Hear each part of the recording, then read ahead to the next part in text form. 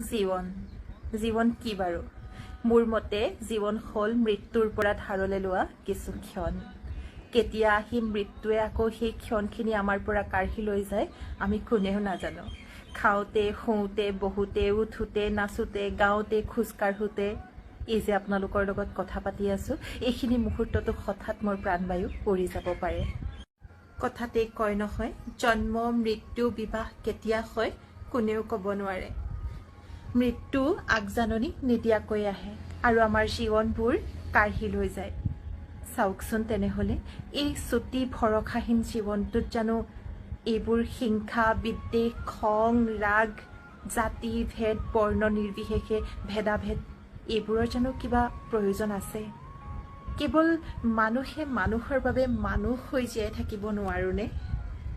এতিয়া মোক বহু লোকে কমেণ্ট কৰিব, তই ফেচবুকটো গেলাই আছ, জ্ঞান দিব নাহিবি, নিজৰ জ্ঞান নিজৰ লগত ৰাখ।